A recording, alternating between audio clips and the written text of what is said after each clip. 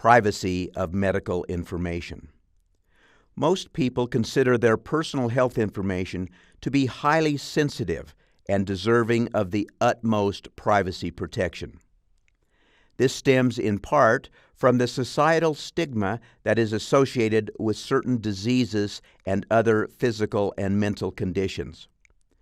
People also have a need for others not to treat them differently or discriminate against them because of their medical situations. The importance of the confidentiality of one's health information has long been recognized and is a foundation of the physician's Hippocratic Oath, which was developed around 400 BC.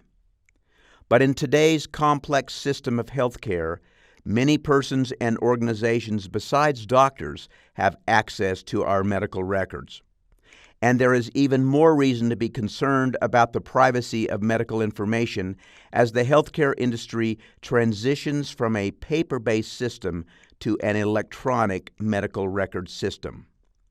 Electronic health records provide many benefits for better patient care, but they also increase the likelihood of unauthorized access and breaches of sensitive information. Information about our physical and mental health now ends up in vast databases and may be seen by hundreds of strangers who work in the healthcare system. Moreover, private medical information is now a valuable commodity for marketers who want to sell us services and products. Health privacy in the United States is governed by a host of different laws and regulations, both on the federal and state levels. Of course, the common law invasion of privacy torts may be implicated in the disclosure of medical information, and numerous states have enacted laws that specifically cover healthcare services that may not be covered by federal law, such as home health agencies, hospices, mobile healthcare units, acute psychiatric hospitals, and intermediate care facilities. The constitutional right to privacy has been extended to medical information. As early as Roe v. Wade in 1973, the U.S. Supreme Court acknowledged that the doctor-patient relationship is one which evokes constitutional rights of privacy. But the constitutional right of privacy afforded to information in medical records is not absolute and must be weighed against other legitimate interests. For example, in Wayland v. Rose, a group of physicians joined patients in a lawsuit challenging the constitutionality of a New York statute that required physicians to report to state authorities the identities of patients receiving controlled substances. The physicians allege that such information was protected by the doctor-patient confidentiality obligations, and the patients allege that such disclosure was an invasion of their constitutional right of privacy. The court noted that the intimate nature of a patient's concern about his bodily ills and medications he takes are constitutionally protected. However, the court concluded that the law's requirement to disclose medical information to representatives of the state having responsibility for the health of the community, quote, does not automatically amount to an impermissible invasion of privacy, end of quote. More recently, in IMS Health, Inc. v. Sorrell, the Supreme Court, in a 6-3 decision, held that a Vermont state statute, which barred the disclosure of prescription data for marketing purposes, impermissibly infringed on data mining firms' free speech rights. However, the court left the door open to a more narrowly drawn statute to address the privacy interests asserted by the state. This likely will continue to be an area ripe with litigation as states continue to attempt to safeguard the confidentiality of medical information. In 2012, Google announced a new web tool that will assist in detecting flu outbreaks before they otherwise might be reported. Google Flu Trends relies on individual search terms such as flu symptoms used by Internet users. Although Google has said that it will only reveal aggregate data, there is no clear legal or technological privacy safeguards to prevent the disclosure of individual search histories concerning the flu or other medical concerns such as AIDS symptoms. In general, the principal privacy protection for health information in the U.S. has not come from the courts, but through statutory enactment. Unfortunately, the statutory schemes for ensuring health information privacy are complex and somewhat fragmented. Some protections apply only to information held by government agencies.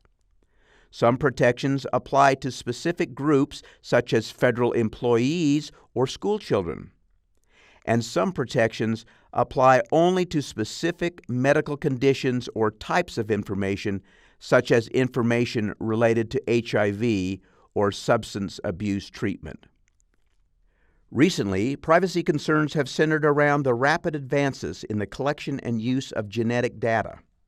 In October of 2012, a presidential commission for the study of bioethical issues recommended that the federal government enact, quote, a consistent floor of privacy protections covering whole genome sequence data regardless of how they were obtained, end of quote. Congress enacted the Genetic Information Non-Discrimination Act, which protects individuals against discrimination in health coverage and employment based on their genetic information. In June of 2013, the U.S. Supreme Court decided the case of Maryland v. King. The 5-4 opinion, described by some as the most important criminal procedure case in decades, upheld a Maryland law that required police to take a DNA sample using a cheek swab of every person arrested of a serious crime. The majority of the court held that taking a cheek swab, like a fingerprint, against a person's objection and without a warrant is a legitimate police booking procedure that is reasonable under the Fourth Amendment. In 1966, Congress enacted the Health Insurance Portability and Accountability Act, known as HIPAA, which required the Department of Health and Human Services to promulgate rules to, 1, facilitate the electronic exchange of health information, and 2, establish a minimum set of national privacy safeguards, while at the same time allowing more protective state laws to continue in force. The HHS rules are somewhat dense and complex, and a detailed discussion will not be addressed here in this lecture. They also have been recently amended, effective in September of 2013. In brief, however, the HIPAA rules grant you a right to copy and correct your health records, require health providers to provide you, upon request, an accounting of who has accessed your records, and obligate healthcare providers to protect the privacy of your health information. Under HIPAA, you can also request a health provider to not share information with certain people, groups, or companies. From a practical perspective, however, your medical information is shared with many persons and organizations because you give consent to do so. Often, you have no real choice but to agree to this sharing if you want to obtain care or qualify for insurance.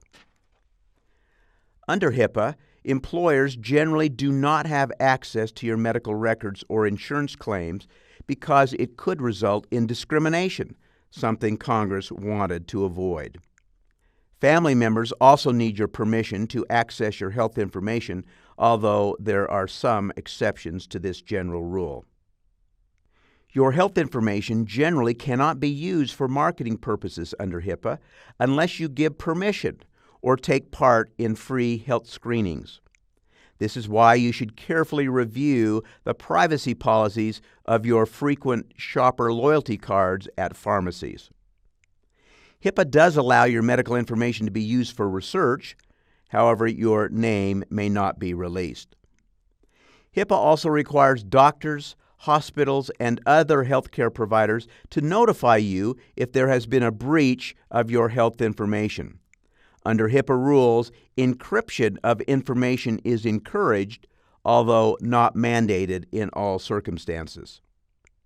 It's important to note that there is no private right of action for a breach of HIPAA's rules, but the Office for Civil Rights has aggressively brought administrative enforcement actions against violations, resulting in millions of dollars of fines being levied.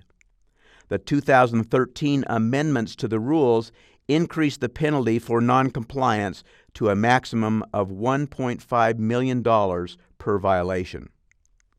In 2015, there were more than 720 major data breaches, with the top 7 breaches exposing the personal records of more than 193 million individuals.